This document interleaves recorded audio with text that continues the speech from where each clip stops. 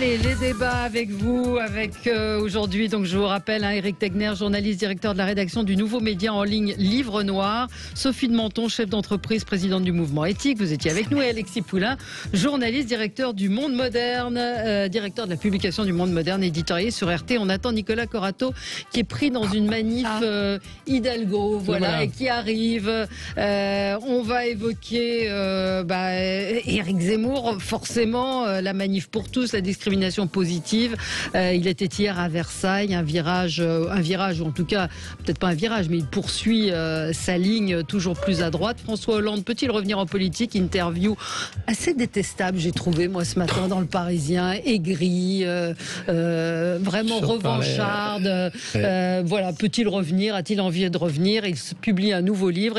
Et puis Nicolas Sarkozy, acharnement judiciaire. On parle de tous ces sujets avec vous. Alexis, on commence avec vous. Là, on a fait la promo de Sophie de Menton, on va faire votre promo à vous. Désolé pour les auditeurs, mais non, mais si, parce que... c'est bien déjà. Oui, ben voilà. Non, mais si, mais oui, mais non. C'est très Macron. Voilà. C'est pour faire la promo de mon spectacle documentaire L'homme qui tua Mouammar Kadhafi, qui est sur scène ce vendredi 22 octobre et ce samedi 23 octobre à Alfortville, à côté de Paris, au Théâtre Studio à 20h30. C'est une pièce dans laquelle je joue, que j'ai coécrite avec le collectif Superama, où on parle du financement libyen de la campagne de Nicolas Sarkozy de 2007, un procès en cours. On parle bien sûr de Ziad Takieddine, beaucoup de gens ici, et surtout on parle de la situation libyenne avec un ancien du renseignement qui explique ce que la France a fait en Libye, pourquoi on en est là aujourd'hui, avec d'ailleurs des questions de la salle. Si vous venez, vous pourrez poser des questions directement à notre invité. Il y a des places gratuites pour J'aime ma boîte? C'est possible, on pourrait faire gagner des places avec plaisir. Oui, avec plaisir. On va gagner des places aujourd'hui. Voilà, donc, et on a fait un carton à Avignon, donc c'est l'occasion de venir voir. J'espère qu'on jouera. On va tourner en France également, mais là j'en profite, vu que c'est ce vendredi et ce samedi, je fais un peu d'autopromo. C'est lamentable et honteux, mais tant pis, c'est comme ça. Merci Sud Radio. Voilà, bon très bien, on ira vous voir à Alfortville donc pour voir votre pièce, parce que vous partirez en tournée. Oui, on a déjà des dates à Nancy, à Guéret, à Lyon, en Belgique, en Suisse également. Donc voilà. Nicolas Corato. Oui, moi j'ai un coup de gueule par rapport à l'annonce qui se prépare concernant le revenu d'engagement pour les jeunes. Vous savez, vous vous souvenez, c'était un des grands points du fameux discours de Emmanuel Macron le 12 juillet. En gros, tirant les conséquences de la pandémie, qui disait qu'il faut absolument qu'on s'occupe des jeunes décrocheurs, ces jeunes de 16 à 25 ans qui n'ont pas de formation, qui n'ont pas de qualification, qui n'ont pas d'emploi et qui très certainement oscillent entre la banque alimentaire et la petite délinquance. Et en gros, on a un problème social majeur avec à peu près ce million de jeunes complètement livrés à eux-mêmes et qui ont subi directement la crise.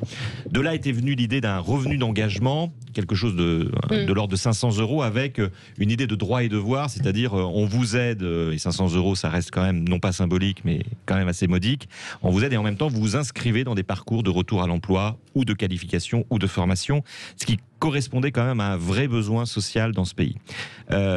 Quelques mois après, tout ça a été passé dans la moulinette de Bercy, dans la moulinette de Castex, et finalement on va se retrouver avec une annonce de non pas 1 million de bénéficiaires, mais 400 000 bénéficiaires, ce qui correspond en fait déjà au nombre de bénéficiaires qui sont déjà dans les dispositifs existants. C'est-à-dire qu'on va transformer cette grande promesse du président en opération de communication menée par le Premier ministre, délaissée par le Président. C'est une promesse majeure qui a été laissée en cours de route. Je pense que c'est gravissime de laisser ces jeunes dans cet état-là. Il faut s'en occuper. On a sacrifié une partie de notre jeunesse pendant cette pandémie. Je pense que tout le monde a une responsabilité. Les entreprises, les syndicats de travailleurs, le gouvernement, nous-mêmes, qui sommes entrepreneurs ou qui recrutons. Il y a un vrai combat à mener pour ne pas laisser cette jeunesse dériver, et je pense que le gouvernement ne donne pas le bon signal. Alors pardon, non, je peux pas ne pas réagir. Je sais bien, Sophie, c'était pour vous.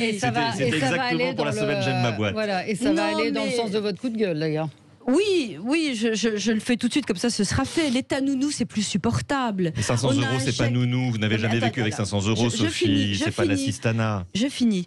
Mais tout est, je le déplore infiniment. Un mot pour ces jeunes pour qui c'est difficile.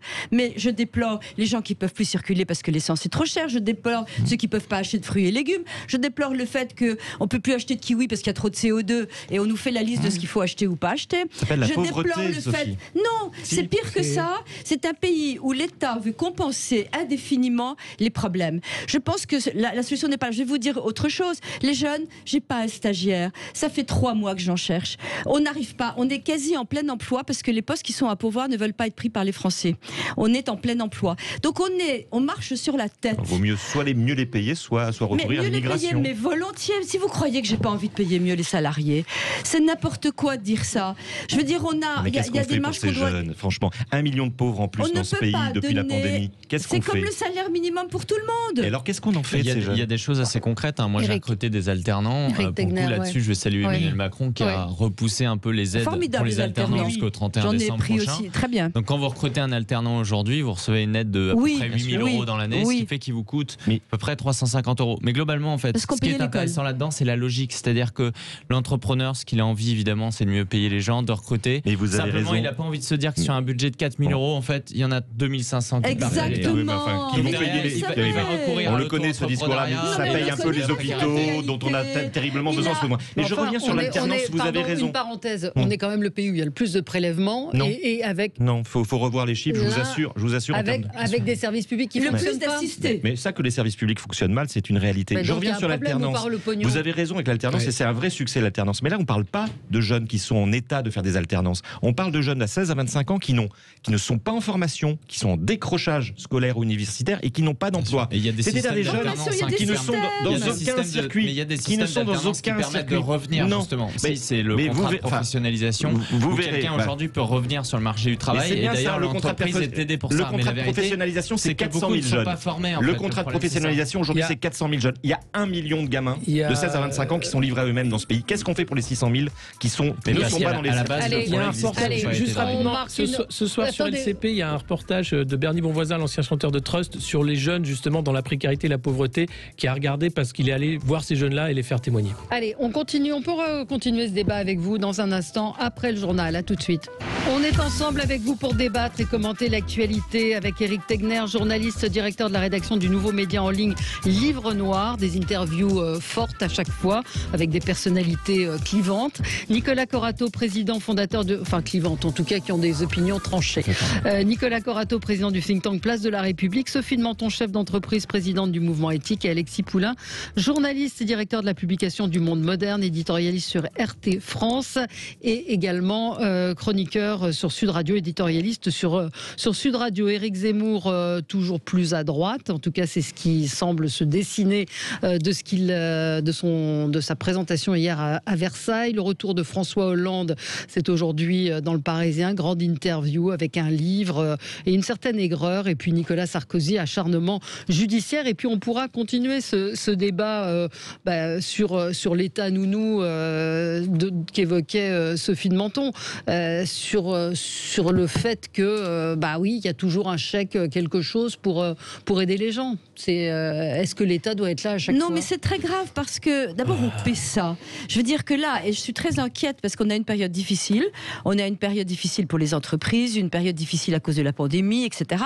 Et pas de bol, on est en campagne électorale. La campagne électorale, c'est on rase gratis partout. C'est des pochettes surprises, c'est un chèque par jour pour une catégorie quelconque. C'est des promesses, et Nicolas a parfaitement raison parce que on fait d'immenses promesses et ça aboutit sur presque rien. Et j'ai 10 exemples comme ça. Donc ça, c'est vrai. On se débrouille on promet. Les candidats, n'en parlons pas. Les candidats, eux, ils cassent tout ce que fait la majorité, même quand c'est bien. Et il y a des trucs qui sont très bien. Mais simplement, là, on est là pour casser. Donc, il faudrait se reprendre. Et je pense que c'est vraiment pas un bon service à rendre aux Français que de leur donner de l'argent pour tout. Il y a plein de pays qui ont des problèmes avec le prix de l'énergie. Il y a des boîtes qui ferment, je vous signale en ce moment. Il y a des usines qui s'arrêtent parce que l'énergie est trop chère. On va faire quoi ? Des chèques ? Donc il y a un moment où il faut prendre en considération ce genre de choses. On sait que avec la pénurie, les pays producteurs d'ailleurs fournissent moins de pétrole et que ça va continuer parce que on ne sait pas ce qui va se passer. Il y a moins de pétrole, c'est pour ça qu'il est plus cher. Donc je pense que l'État nounou est un très mauvais service à rendre. Oui, en même temps, on ne peut pas laisser les gens. Aujourd'hui, l'État va être obligé de réagir. En tout cas, on baisse son train de vie de l'État déjà. On baisse le train de vie de l'État, on fait des économies là-dessus. On baisse, et ça c'est vrai qu'il faut augmenter les salaires, et on baisse les charges. Oui, Alexis, on les met sur autre chose. Sujet. Ça va pas se faire. Alors, il y a une ministre qui aime bien la magie, mais ça va pas se faire avec un coup de baguette magique.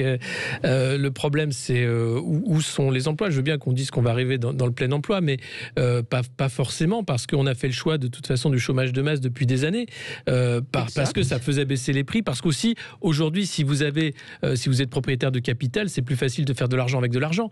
La finance a remplacé le monde réel, l'économie réelle. On a désindustrialisé ce pays parce que ça ne rapporte pas l'industrie.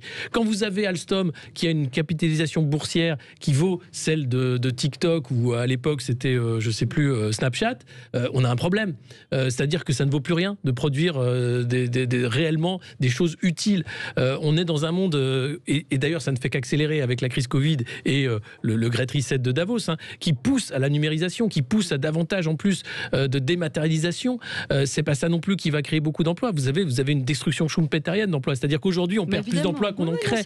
Donc c'est faux de dire qu'on va arriver dans le plein emploi. Je pense qu'on va arriver face à un mur, et c'est illusoire de croire qu'on va trouver du plein emploi. Non, mais c'est un vaste débat. Mais oui, mais ces emplois de service sont sous-payés. C'est bien pour ça que vous n'avez pas recruté. Alors, et je vais même vous dire mieux, je suis du côté de la CGT pour hurler contre le fait que, oui, absolument, 50% de certaines branches d'emplois en région parisienne sont des emplois déclarés, mais des gens qui n'ont pas de permis de séjour. Et bien sûr. C'est une honte. Et moi, je dis que quand on a un emploi, on donne une carte pour avoir le droit de séjourner le temps que dure le contrat. Oui, c'est ce que fait l'Allemagne. C'est ce que fait l'Allemagne. La France marche la tête. Mais quand vous avez, par exemple, hier, vous aviez les accompagnants d'élèves en situation de handicap qui étaient dans la rue. Ces gens-là sont obligés de travailler seulement 24 heures par semaine, payer 750 €. Ils sont obligés d'avoir un autre travail pour pouvoir vivre. C'est vrai. C'est dingue. C'est dingue. Voilà. Voilà où on en est. Mais quand on les déclare, je maintiens que ces gens-là, ils ont 800 balles dans leur poche et que ça a coûté. Éric Tegner, votre coup de gueule, un coup de cœur? Alors, c'est un coup de gueule et un coup de cœur. C'est plutôt pour le Danemark. On en parle assez peu souvent, il me semble, dans les journaux. Il y a un article qui relate le fait qu'ils ont publié une étude bien cette semaine, c'était hier, il me semble, sur le coût de l'immigration là-bas. Il faut savoir que le Danemark, justement, c'est un gouvernement social-démocrate, mais pour autant, ils mettent en application des mesures contre l'immigration beaucoup plus fermes que Marine Le Pen pourrait le faire en France. Et donc, ils estiment aujourd'hui que le coût de l'immigration extra-européenne, donc en provenance des pays du Pakistan, du Moyen-Orient, etc., est de 5 milliards d'euros par an. Donc, ce qui est absolument énorme. C'est le genre de données qu'on manque en France, où on explique tous les jours que l'immigration est une chance, justement, parce qu'en fait, on laisse les Français au chômage, et derrière, on va leur dire, désolé, c'est le Maghrébin qui va s'occuper de vos poubelles. Voilà, le fameux... On dit pas ça comme ça, mais... Non, mais c'est ça un peu. On se rappelle de l'ancien ministre de la Justice face à Éric Zemmour sur Paris Première, qui lui expliquait, oui, mais vous avez besoin quand même de l'immigré pour vous faire livrer votre beurre. Donc ou pour votre femme de ménage. C'est toujours la même chose. Et donc, ce qui est intéressant dans cette étude, c'est que justement, ils expliquent que c'est un coût net de 5 milliards, et qu'en revanche, l'immigration en provenance des pays européens, c'est d'un bénéfice. Pourquoi ? Parce que ceux qui viennent de l'Europe viennent souvent pour travailler, et ceux qui ne viennent pas d'Europe souvent viennent pour le droit d'asile, tout simplement, ou essayent de rejoindre leur famille. Donc, ce serait important, je pense, en France, de commencer déjà par accepter le fait que oui, c'est un coût, ça coûte de l'argent. Comme on fait aux États-Unis aussi. C'est une immigration choisie, mais d'un côté, d'abord, de l'autre côté, il faut savoir que le Danemark freine son immigration à fond. C'est-à-dire qu'on n'a plus le moment de choisir quand déjà il y a un problème d'assimilation, d'intégration d'énormément de gens sur le territoire. Mais n'oubliez pas que le polonais, il est aussi critiqué. Le plombier polonais, les Français le critiquent, et nous le critiquons autant que le maghrébin. Oui, mais la vérité, vous savez, moi je suis fils d'immigré, mon père il est suédois. Quand je dis ça, les gens se moquent de moi parce qu'en fait ils se disent ok, t'es pas immigré en fait. C'est-à-dire qu'on est arrivé à un tel stade où les gens ne s'assimilent pas, que en fait, quand quelqu'un aujourd'hui est polonais, portugais, suédois ou est danois, dans les faits, on se dit qu'il est comme nous parce que le sentiment européen, il existe, et parce qu'on voit qu'il y a une différence énorme avec des gens justement qui viennent du Pakistan, des gens qui viennent du Maghreb. C'est quoi le sentiment européen ? Il est de quelle couleur le sentiment européen ? Non, mais je parle d'une civilité déjà. Je parle d'une civilité, c'est-à-dire qu'il y a une façon de se comporter. C'est la civilité qui fait la civilisation. Il y a une façon de se comporter qui est absolument Je suis désolé, vous allez dans certains quartiers, vous vous sentez pas du tout en sécurité, vous allez dans l'autre, vous vous sentez bien. Moi, j'aimerais vous poser la question, je sais pas si vous avez une fille ou un fils. Où est-ce que vous personnalisez le sujet? Parce que c'est toujours personnaliser les sujets. C'est vous qui personnalisez le sujet en posant la question aussi de la couleur de peau. Ah oui, je pose la question de la couleur de peau parce que manifestement, elle est en sous-titre dans ce que vous dites. Mais où est-ce que vous dites que c'est un sous-titre en plus? Bah oui. Simplement, aujourd'hui, c'est pas un sous-titre. Aujourd'hui, il y a certains quartiers où vous allez, on peut vous conseiller justement où est-ce que vous conseillez à votre fille d'aller, de se rendre le soir en RER à 2h du matin. Il y a des endroits aujourd'hui on peut plus aller. Puis même à 2h de l'après-midi. D'accord. Et donc la conclusion que vous en tirez? Attendez, juste en fait. Non mais je voudrais savoir. Ça vous semble pas problématique que vous dites qu'en France aujourd'hui, quand vous allez dans des quartiers, il y a des femmes qui se font violer, il y a des gens qui se font voler. Mais à un moment donné, en fait, vous savez où la plupart des viols. Vous savez où la plupart des viols. Reprendre la dans les familles, dans le cercle familial. Dans le cercle familial. Mais oui. Mais en fait, le problème, c'est que c'est ridicule et c'est complètement hors sol comme conversation. C'est-à-dire qu'on est obligé de tout reprendre à la base. Je pense qu'on n'a pas le temps là-dessus. Reprenez la base. Vous expliquez. Moi, j'aimerais comprendre quelle est votre base. Aujourd'hui, un tiers des gens dans les prisons, je pose des questions. D'accord. Vous savez qu'Éric Zemmour a été condamné pour avoir dit ça. Il a été condamné pour avoir dit ça. Parce qu'il avait cité le mot arabe, déjà premier point. Deuxième point, parce qu'en 2011, il n'avait pas justement fait appel, parce qu'il était contre la judiciarisation. Depuis, à chaque fois qu'il fait appel, il est relaxé. Je ne sais pas si je fais mon coup de gueule, du coup, parce que ça va être un peu... c'est pas ça, moi, c'était sur l'état de droit, les droits de non-droit qui continuent. Quand on voit ce qui s'est passé à Oyonnax hier, des vidéos de surveillance, des mâts ont été sciés, des mâts sur lesquels il y avait des caméras de surveillance, donc sciés. Et en fait, quand vous cherchez, vous vous rendez compte que c'est pas du tout isolé. C'était la 4e fois que ça se passait à Oyonnax, que ça se passe dans d'autres villes de France où il y a des gens qui arrivent et qui scient ces caméras, qui les dérangent dans leur petit trafic. Il y a eu à Lyon un rodéo en plein centre de Lyon, un rodéo. Bon, il se passe Rien. Et puis ce matin, je lisais dans le Parisien, cambriolage en région parisienne, un gang a été démantelé, les types ont été libérés, faute d'erreur de procédure, et l'un d'entre eux qui a été vraiment, qu'en plus qui s'est blessé en partant, a été libéré lui aussi, mis sous contrôle judiciaire. Donc, et par rapport à ce que vous dites, je voudrais dire que ce qui est assez étonnant, c'est que ceux qui n'ont pas du tout l'intention de voter Zemmour, ceux qui n'ont même pas envie qu'il se présente, sont enchantés qu'il existe. Pourquoi ? Parce que ce que vient de dire Valérie, les gens le ressentent, et que je crois qu'il a donné, avec toutes les erreurs, les excès tout à fait condamnables qu'on peut imaginer, il a mis un coup de pied dans la fourmilière, et c'est tellement bon d'entendre beaucoup de vérité pour des excès, je ne reviendrai pas dessus, que je déplore, mais franchement, c'est vrai, c'est insupportable. Et donc voilà, la France en a marre. D'entendre Zemmour. Non mais on peut s'interroger. Éric Zemmour était hier à Versailles.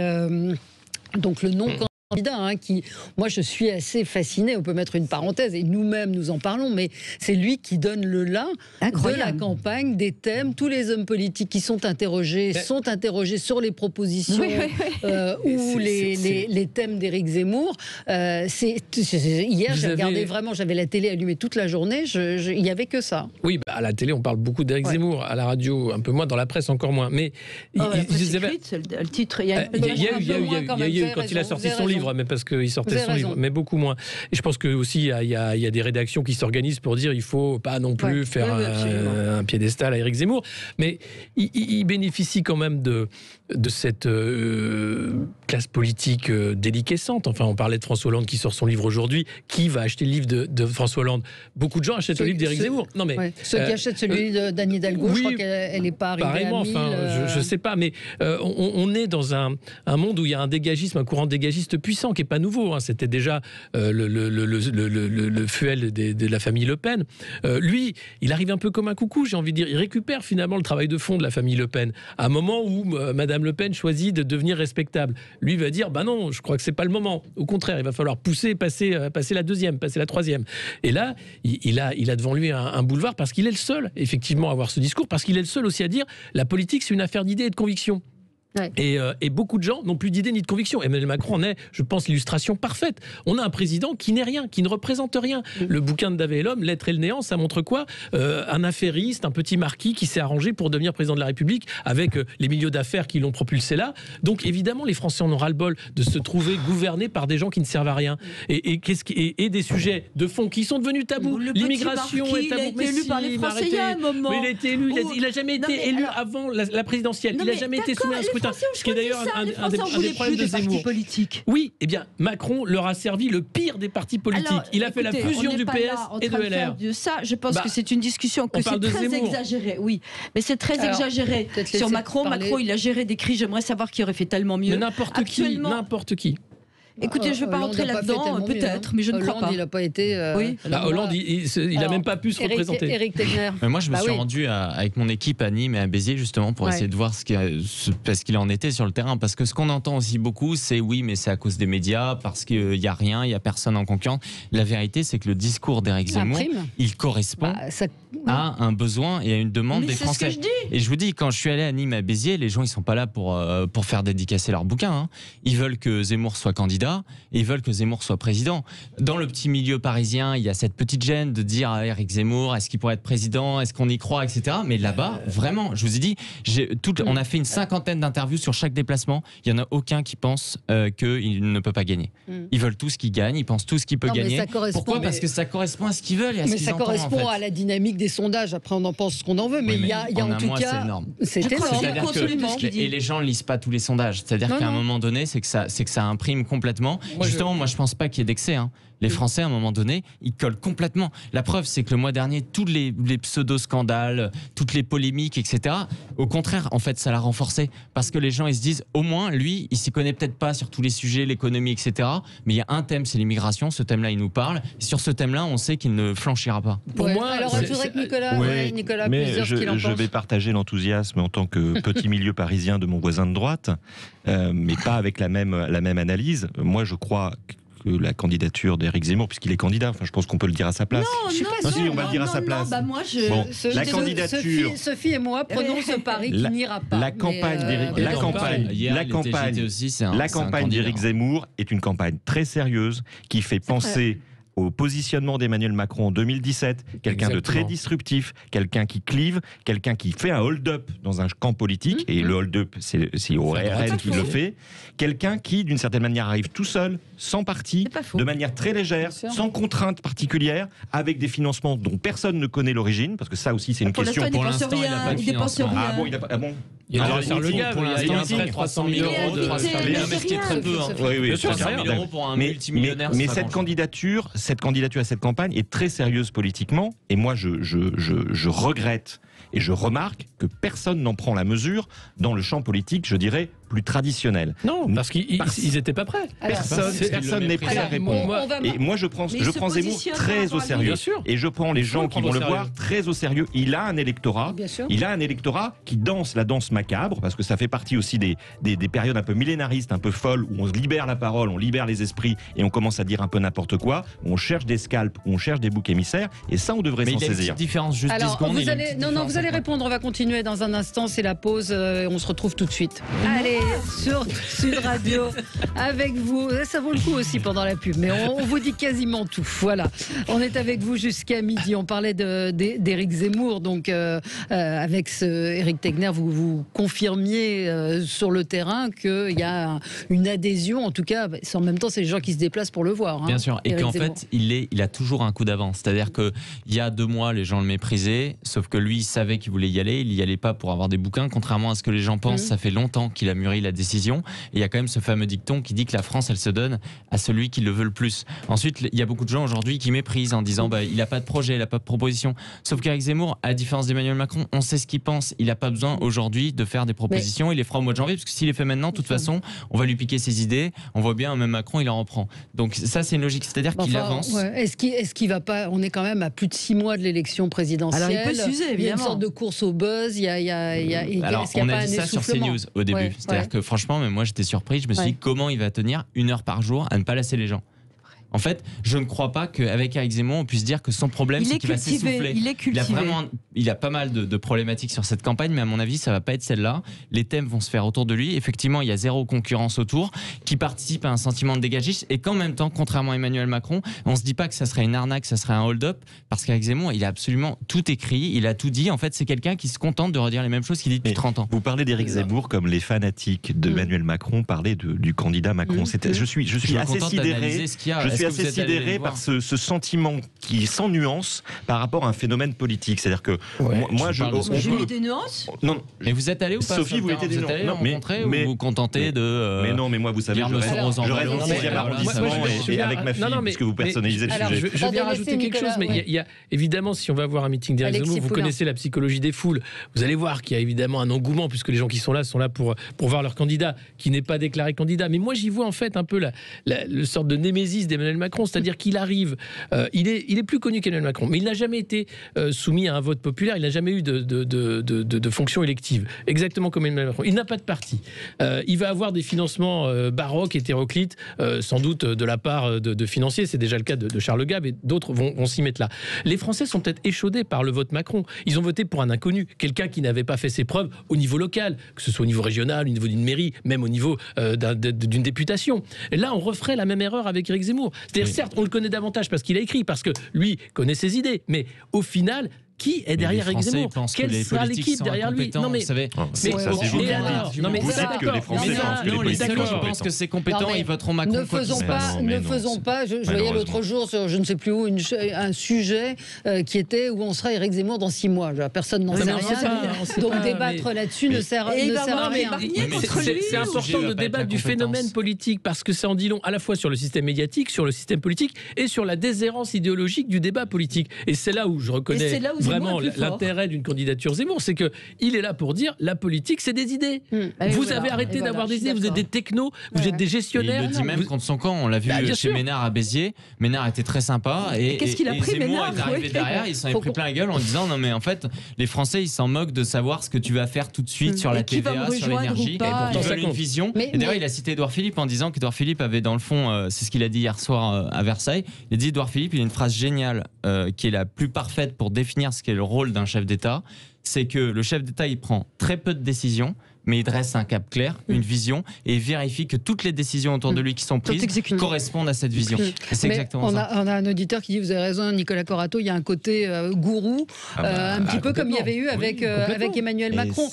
On a une auditrice en ligne avec nous, Catherine de Toulouse. Bonjour Catherine. Bonjour. Je voudrais. Alors déjà bonjour tout le monde. Bonjour à vous. Moi, je suis ni de droite, ni de gauche, ni de rien du tout d'ailleurs. Vous êtes Macron alors? Non, pas du tout. Non. Je suis rien. Je suis pas politique du tout. Non, la plupart des Français sont pas proches d'un parti. C'est qu'on a trop. J'ai grandi en cité où on était à tous contre nous. Mon père est né en Algérie. Ma mère est française. Nous étions des pauvres, des gens pauvres, voilà. Et on a été. Dans cette cité, on a été. J'ai été traumatisée, moi. Et mal accueilli, vous voulez dire? Mal accueilli, tout en même temps. Parce que eux, ils sont solidaires, enfin, contre nous, les Français qui ne sommes pas du tout solidaires. On n'arrive pas à se réunir. Ce que je veux dire, c'est que quand on arrive à écouter Monsieur Zemmour, c'est parce qu'il y en a marre, simplement. On a peur. Hein. On a peur parce qu'il y a des gens comme nous qui sont victimes et qui passent pas à la télévision. Par contre, à Assa Traoré, plein de gens qui disent « Ah, les pauvres, ils se sont fait taper sur la gueule. Ah là là, mon Dieu, violence policière. Ah mon Dieu. » Mais nous, on n'a pas été traités mieux par la police non plus. La police venait même pas dans nos cités. Moi, j'aimerais bien dire une fois pour toutes, c'est bien de prendre un cas machin, un cas bidule, un cas... Mais il faut écouter les victimes qui sont citées. Pourquoi ils vont aller voter Zemmour? Parce que l'immigration, et j'y travaille dans l'immigration, alors je sais de quoi je parle. J'en ai marre d'entendre des conneries sur l'immigration, parce que si vous saviez vraiment la réalité de l'immigration, je pense pas que vous auriez des paroles comme ça, et je pense qu'effectivement, on serait peut-être un peu plus objectif. Vous seriez prête à voter pour lui? Pas du tout. Non. Pas du tout. Ah, je vous dis que je ne suis pas du tout dans la politique. Non, mais d'accord, mais est-ce qu'il ne faut pas voter au présidentiel quand même? Mais si l'élection était dimanche, vous voteriez pour qui? Comment? Si l'élection avait lieu dimanche, vous voteriez pour qui? Pour l'instant, il n'y a personne qui m'intéresse parce que, oui, Zemmour, il est franc. Et il n'y en a pas un seul qui est franc. Voilà. D'accord. Les autres, c'est que du flanc, comme d'habitude, comme chaque élection, et on n'y croit plus. Et je peux vous dire, je parle à travers plein de gens qui en ont plus rien à faire. Par contre, qui gueulent. Ah oui, là, non, mais c'est sûr. Gueule, ça, ils savent faire. Mais par contre, ils font rien. Par contre, quand ça leur arrive sur eux, et ça, je peux vous le dire, ma mère est en plein dedans, les difficultés, le décès de mon père, les gens qui veulent la déloger. Non, mais il y a plein de gens qui sont dans la difficulté, effectivement. Vous avez raison. Merci en tout cas de nous avoir appelé, Catherine. Et c'est vous étiez à Toulon et non pas à Toulouse, pardon. J'avais pas bien entendu. Mais je viens d'Angers. Attention, je viens d'Angers, qui n'est pas mieux. Et puis Paris, il n'y a pas que Paris. Non, absolument. C'est aussi dans les autres villes. Absolument. Merci beaucoup. Merci Catherine. On se retrouve dans un tout petit instant avec vous pour la suite de l'actualité. Tout le monde avec vous sur Sud Radio, on est ensemble jusqu'à midi. Je voudrais quand même qu'on parle un petit peu d'autre chose. Il y a quand même, peut-être en lien avec Zemmour, je ne sais pas, on a appris hier que le directeur de la rédaction du JDD et de Paris Match, Hervé Gattegno, était viré, licencié de ces deux journaux par Lagardère. On sait que Bolloré est entré de façon assez importante dans le capital de Lagardère et on apprend ce matin que le nouveau patron du JDD sera Tugdual Denis, qui était rédacteur en chef adjoint à Valeurs Actuelles. Si c'est pas un signe, je vous demande ce que c'est. Ce qui est vrai, c'est qu'on s'attendait pas à ce que cette prise de contrôle même du JDD d'Europe 1 arrive avant la présidentielle. Et finalement, Vincent Bolloré est allé beaucoup plus vite que prévu.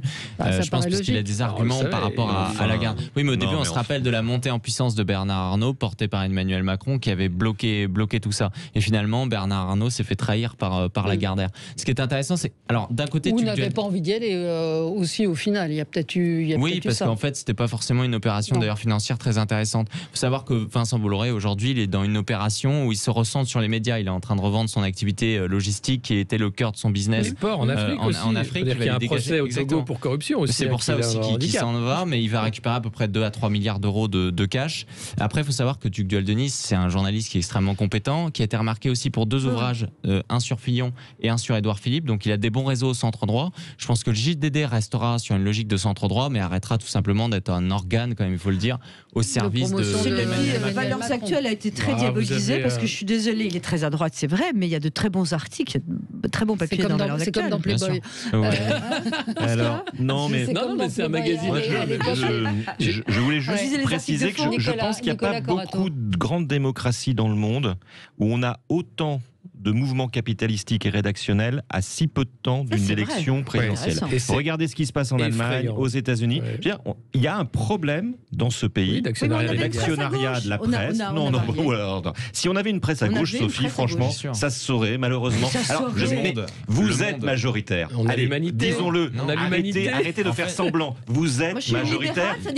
Mais je vais vous dire, en tant qu'islamo-gauchiste, je suis très content d'être minoritaire. C'est une place rêvée pour des gens comme moi. Mais arrêtez de dire que la doxa est gauchiste. Je vous assure, vous êtes depuis très longtemps, vous êtes devenu majoritaire en 2021 et vous maintenez l'illusion d'une droite qui n'aurait pas pu libérer sa parole, qui serait soumise aux diktats d'affreux gauchistes. C'est fini tout ça. Citez-moi un patron de presse de gauche.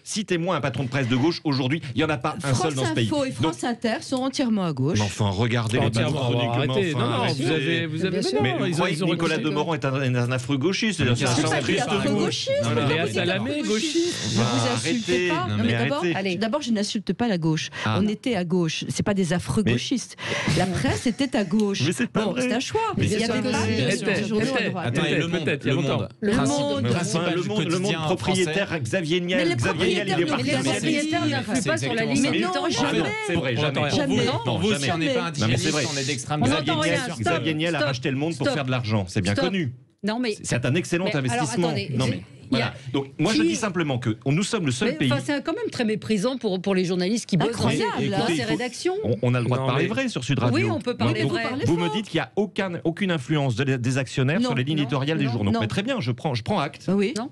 Voilà. Donc pourquoi est-ce que ces industriels rachètent des médias qui perdent de l'argent et qui continueront à en perdre? Parce qu'ils adorent les médias. Quand on est riche, on veut soit un yacht, soit des journaux. Non. Jeff Bezos l'a dit d'ailleurs, et Xavier Niel aussi, quand il a racheté Le Monde, comme ça ils écriront moins de conneries sur moi. Il y a une volonté de pouvoir, évidemment, sur eux. Là vous avez Kretinsky, qui est le milliardaire tchèque qui a fait fortune dans le charbon, qui lance un nouveau titre, Franc-tireur, où là vous avez toute la Macronie qui se réunit pour faire campagne. Donc on a des grands mouvements, mais c'est des grands mouvements de milliardaires qui sont en train de s'amuser effectivement à faire la fabrique de l'opinion.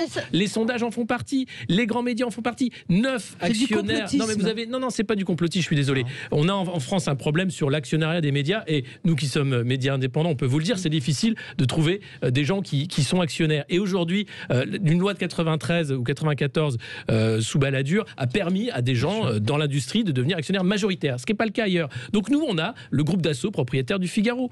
On a Bolloré, qui avait rien à voir avec les médias, même s'ils se recentrent aujourd'hui.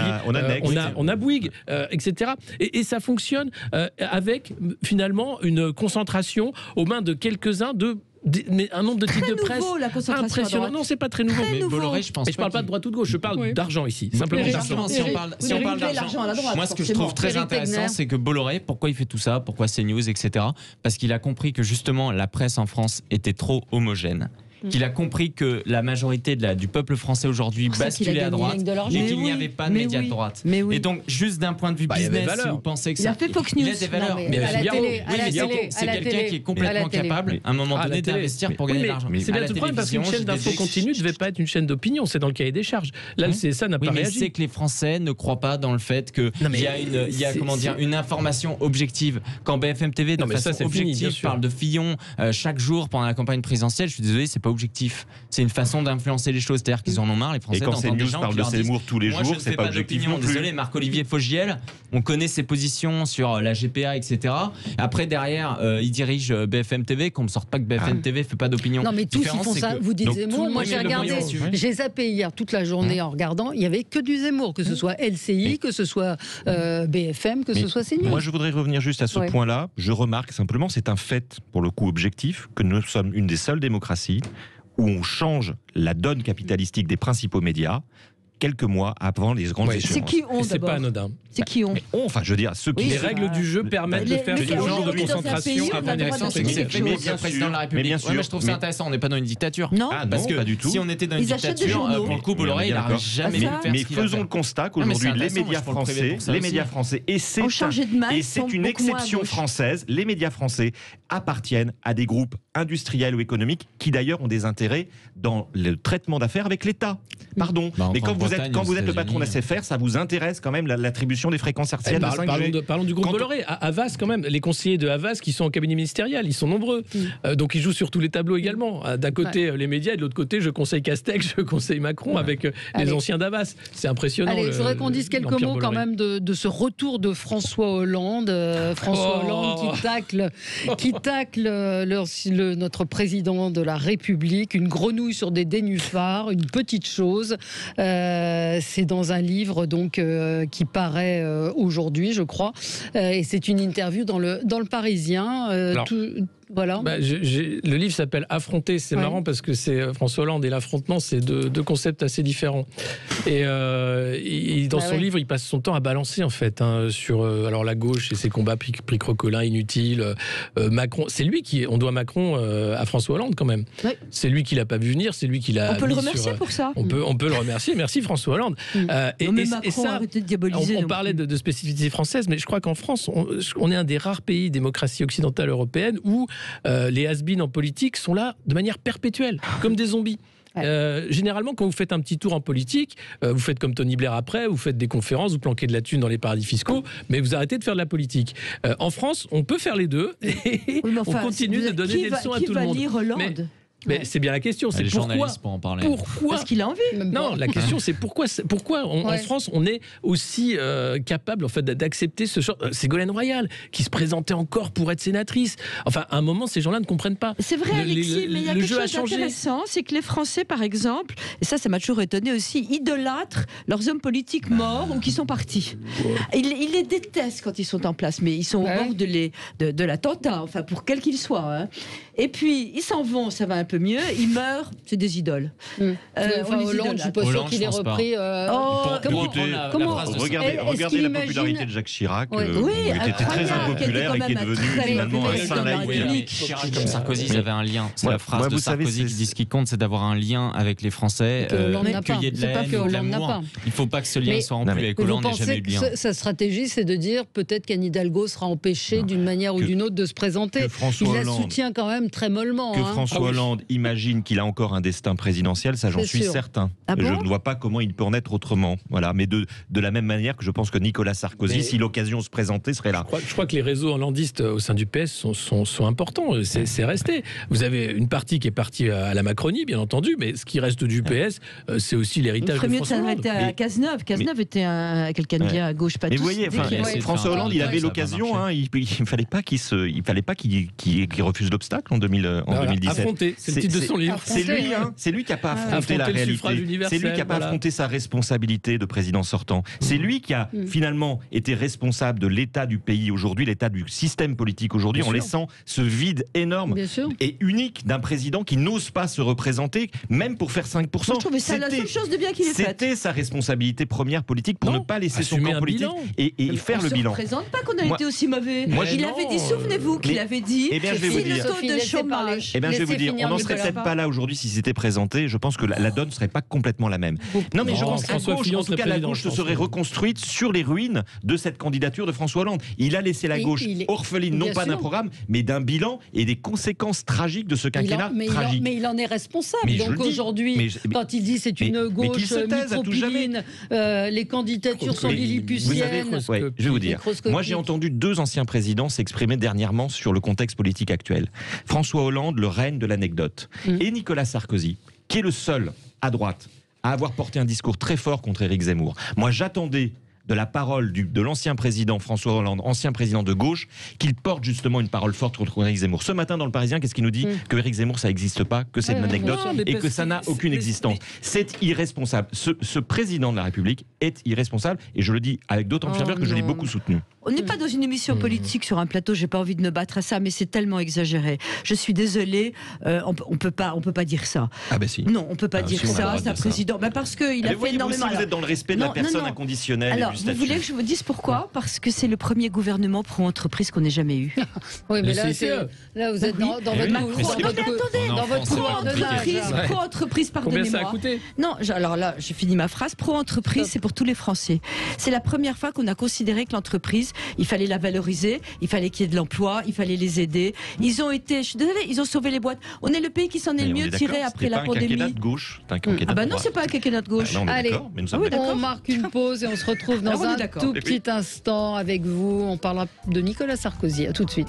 Les débats avec vous et on a un auditeur en ligne avec nous, Pierre de Toulouse, qui voulait réagir à notre débat autour de François Hollande. Le retour, il revient avec un livre, Affronter, aux éditions Stock. Que vouliez-vous nous dire, Pierre? Bonjour. Bonjour. Ben écoutez, je crois qu'il est en train de tuer la gauche en sortant son bouquin. Elle est morte. Il va faire... elle est déjà morte, mais en fait, il l'achève. Moi, je crois qu'en fait, il met en avant Zemmour, mais pour moi, Zemmour, c'est quand même un peu comme le Beaujolais nouveau. C'est-à-dire qu'il faut le boire dès le mois d'octobre, et d'ailleurs, les journalistes savent le faire, parce qu'à partir de décembre, en général, le Beaujolais commence à tourner, en avril, c'est du vinaigre. Donc pour moi, Zemmour sera totalement discrédité à partir du mois d'avril. Et il reste qui? Il reste Xavier Bertrand, que j'appelle moi souvent le sergent Garcia, puisqu'en fait après Zorro on a le sergent Garcia. Et pour moi, je pense que c'est une élection qui va être incertaine jusqu'à la dernière minute. Voilà ce que je voulais dire. C'est très probable. Oui, ça oui. Oui, non, mais c'est probable. Et alors maintenant, pourquoi là serait-il? Le Beaujolais nouveau, je suis d'accord, ça enivre au début, mais la question et qu'il faut reconnaître à Zemmour, c'est que il a une immense culture, il écoute les gens, et donc c'est intéressant intéressant ce qu'il dit. J'ai pas dit que j'étais d'accord avec tout. Je dis que c'est intéressant. Et on ne s'est pas lassé, Valérie le disait tout à l'heure, de l'écouter sur CNews, puisqu'il a fait le succès de la chaîne. Et donc, juste, je me demande s'il va pas intéresser jusqu'au bout. Je sais pas. On verra, et j'ai pas envie de jouer à Madame Irma ce matin. Je voulais qu'on parle de Nicolas Sarkozy, autre ancien président. Le tribunal judiciaire de Paris qui a ordonné hier l'audition de Nicolas Sarkozy comme témoin au procès des sondages de l'Élysée. Il avait décidé de ne pas s'y rendre. Cité par l'association Anticorps, qui est partie civile, le tribunal a ordonné que ce témoin soit amené devant lui par la force publique pour qu'il soit entendu le 2 novembre. Normal, pas normal, Nicolas Corato? C'est la loi, c'est les juges. Je pense qu'il faut laisser les magistrats tranquilles. Ça, ils sont tranquilles. Non, mais je veux dire par là que si on commence à dire qu'il n'y a pas de mandat d'amener pour Nicolas Sarkozy, il n'y en a pas pour le dealer qu'on trouve en bas de la rue non plus. Ah non, il n'y en a pas d'ailleurs. Mais il y en a pas. Non, mais arrêtez de dire ça, c'est pas vrai. Franchement, arrêtez de balancer des idéologies qui ne sont pas révélées sur les faits. Regardez les chiffres, regardez les faits. On va pas repartir sur la justice pénale en France, mais non, je veux dire par là que il n'y a pas de raison que Nicolas Sarkozy soit traité différemment. Après, oui, il y a un sujet sur la lutte actuellement entre le pouvoir politique et l'autorité judiciaire. C'est un sujet. C'est un sujet majeur. Oui. Et c'est un sujet très complexe, très compliqué, qu'on ne traite pas en 5 minutes, qui pose un certain nombre de difficultés. Moi, sur l'affaire des sondages, il y a quelque chose qui me choque d'une certaine manière, c'est que je ne suis pas sarkozyste de loin, mais je peux comprendre, moi, quand on est président de la République, on ait besoin d'indicateurs, quitte à payer plusieurs millions d'euros sur un quinquennat pour suivre l'opinion publique de la manière la plus détaillée, la plus qualifiée, voilà. Ça ne me choque pas et ça ne me choque pas non plus qu'on ait affaire à des acteurs qu'on ait choisis parce qu'on se sent en confiance avec eux. Et qu'on ne regarde pas les devis quand on est président de la République. Oui, mais au-delà de ça, je pense que ça pose la question de ce qui s'appelle les marchés publics, de l'intuitu personnel dans les marchés publics, d'une société où finalement on voudrait par exemple proposer au président de la République de travailler avec des sondeurs en qui il n'a pas confiance parce qu'ils seraient les mieux disants ou les mieux placés dans un appel d'offres. Mais l'affaire est beaucoup plus complexe que ça. Moi, je ne veux pas rentrer dans le détail de cette affaire qui appartient aux magistrats. Il faut respecter la justice dans ce pays. Rappeler que ça a à faire avec les sondages, vous l'avez dit. Oui, ça pose une question de fonctionnement de la vie publique et de la vie politique au plus haut niveau et de transparence. Par exemple, je ne suis pas un forcené de la transparence des comptes de l'Élysée. Je pense qu'à un moment, on doit pouvoir accepter qu'à l'Élysée, qu'au plus haut niveau de l'État, que même dans les ministères, on puisse fonctionner de manière un peu plus, pas opaque, mais un peu plus discrète et confidentielle. De la même manière que j'ai été choqué des perquisitions qui ont été effectuées au domicile d'Olivier Véran ou d'Édouard Philippe, alors qu'ils étaient en fonction, en train de lutter contre une pandémie. Là aussi, c'est un sujet qu'il faut traiter. D'ailleurs, sur le fond de l'affaire, ce qui est assez intéressant de noter, c'est que, en fait, en 2008, quand Nicolas Sarkozy, du coup, a été élu, c'est lui qui a dit, maintenant, il y a une transparence totale, on va faire accéder la Cour des comptes au compte de l'Élysée, etc. Avant, ça ne se faisait pas. Donc, sauf qu'il a fait ça, et derrière, il ne s'est pas demandé, faudrait peut-être faire attention sur les méthodes qu'on avait. Donc, toujours, aujourd'hui, on a quand même une lecture anachronique des choses. Après, sur le pouvoir judiciaire, la vérité, c'est qu'on a une magistrature, en tout cas une partie de la magistrature aujourd'hui qui est politisée. Aujourd'hui, ils se sont attaqués à Nicolas Sarkozy parce que Nicolas Sarkozy, rappelons-le, avait souhaité faire une réforme de la magistrature. Il l'avait fait en méthode Sarko, donc ça lui est retombé dessus. Effectivement, il y a eu le mur des cons qui l'a prouvé et il y a une succession d'affaires aujourd'hui. C'est-à-dire que oui, un président de la République doit aussi rendre des comptes, mais le juge Serge Tournaire, en 2016, expliquait que justement, il ne fallait pas le faire. Donc à un moment donné, il y a des juges, même qui sont très opposés à Nicolas Sarkozy, qui considéraient qu'il ne fallait pas le faire et pourtant l'autorité magistrate a choisi de... Mais on parlait de François Hollande tout à l'heure, c'est lui aussi qui a accéléré la création du parquet national financier, qui est devenu un bras armé finalement, et la Hollandie se retrouve là. Les juges ont des opinions politiques, il ne faut pas croire qu'ils sont au-delà de tout ça. Et on a vu d'ailleurs dans la campagne de 2017 comment François Fillon a été flingué volontairement de manière ultra rapide pour mettre en selle Emmanuel Macron. Ne soyons pas dupes, il y a une justice politique. D'ailleurs, Régis de Castelnau est souvent invité à ce micro, il a écrit un livre sur la justice politique qui est important à lire parce qu'on comprend que ça remonte pas seulement à François Hollande, c'est assez vieux la façon dont la justice est organisée dans ce pays. Donc il y a une réforme de fond à la fois sur l'indépendance des juges, du pouvoir politique, mais aussi sur l'assurance de ne pas avoir une justice expéditive et punitive. Quand vous avez Mediapart également qui est perquisitionné pour aller contre le secret des sources, c'est grave également. C'est-à-dire que les juges, bien sûr, ils doivent avoir toute l'attitude pour travailler, avoir leur indépendance, mais ils doivent aussi connaître le cadre du droit. Et il y a des limites à cette justice justice politique, justement. Et je pense que c'est important, sinon on n'est plus dans un état de droit. Donc pour vous, il n'y a pas d'acharnement? Je suis d'accord sur ce qui a été dit concernant la justice, c'est un sujet sérieux. Je pense que d'ailleurs Emmanuel Macron vient de décider qu'il s'y attaquait. Vous me direz que vous allez évidemment dire que c'est trop tard et qu'il reste 6 mois, il n'est jamais trop tard. Il va rien faire pendant 6 mois? Bon. Ah bah s'il va faire des cadeaux, il va faire beaucoup de chèques en blanc. Alors justement là, a priori c'est pas un cadeau. Ça me choque.